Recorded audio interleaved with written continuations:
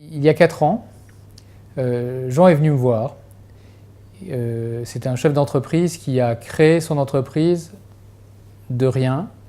Il l'a montée tout seul et avec son talent, mais aussi avec l'aide de 2 de ses salariés, dans un métier qui est extrêmement particulier parce que c'est un métier disons, proche de l'art et qui nécessite beaucoup de savoir-faire manuel. Et Jean a 2 enfants, il a une fille et un fils, une fille qui ne travaille pas avec lui et son fils qui travaille avec lui. Et lui veut prendre du recul, il a 55 ans et il voudrait se retirer un petit peu, commencer à passer la main à son fils. Et en même temps, il a un sujet parce que son fils a 27 ans, donc il est encore très jeune, il n'a pas beaucoup d'expérience. Et il a 2 salariés qui en fait détiennent entre leurs mains le savoir-faire de l'entreprise. Et donc la question qu'il a à résoudre, c'est comment faire pour passer la main tout en s'assurant que ses salariés vont bien rester dans l'entreprise et vont continuer à aider son fils à développer cette entreprise. Donc il a beaucoup réfléchi et en discutant avec ses différents conseils habituels, il s'est dit qu'une bonne solution serait de donner une partie de l'entreprise à ses salariés.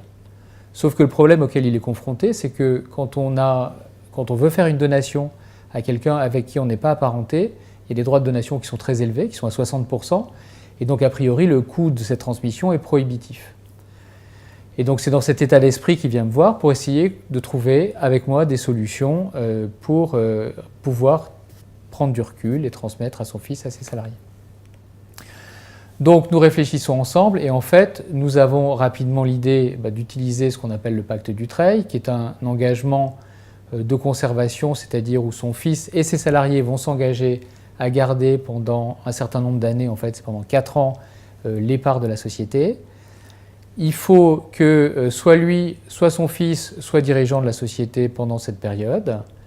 Et à cette condition-là, il bénéficie d'un abattement de 75% des droits de donation. Donc ça veut dire qu'il va payer en gros des droits qui sont de l'ordre de 15% pour ses salariés. Donc ça devient beaucoup plus accessible, beaucoup plus raisonnable.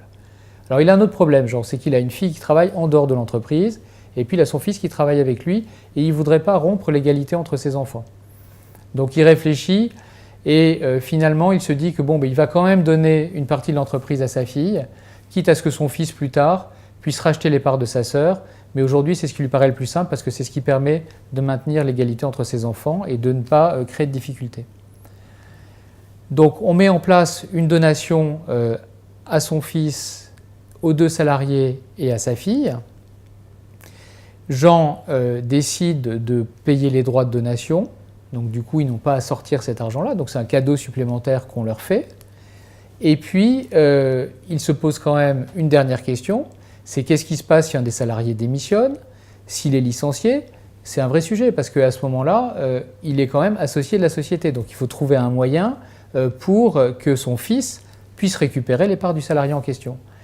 Donc c'est pour ça qu'on décide de transformer sa société qui était une SARL en SAS, parce que c'est beaucoup plus souple et dans les statuts on peut prévoir des clauses qui empêchent un salarié de vendre à quelqu'un d'autre qui soit extérieur à la société. On peut créer ce qu'on appelle nous un droit de préemption au profit de son fils, donc s'il vend, son fils va racheter. Et puis à côté de ça, on rédige ce qu'on appelle un pacte d'associés, dans lequel on prévoit plusieurs choses. On prévoit d'abord ce dont je viens de parler, c'est-à-dire que si un salarié démissionne ou s'il est licencié, il doit vendre ses actions au fils de Jean. Et puis par ailleurs, si par extraordinaire, demain, pour une raison qu'on ne voit pas aujourd'hui, Jean et son fils ou son fils seulement décident de vendre la société, à ce moment-là, les salariés sont obligés de vendre avec lui de façon à ne pas bloquer l'opération en tant que minoritaire. Donc quand on fait le bilan de tout ça, on s'aperçoit que Jean a transmis à son fils. Il a sécurisé l'avenir de l'entreprise parce qu'il a maintenu les personnes clés à l'intérieur de l'entreprise. Et puis, il a fait un beau cadeau à ses salariés, donc il a reconnu finalement le fait qu'il l'avait aidé à monter cette entreprise. Et puis, il a également sécurisé l'avenir, en ce sens que lui va pouvoir rester un petit peu pour accompagner et ensuite passer la main complètement à son fils qui va pouvoir diriger et continuer à développer cette entreprise familiale.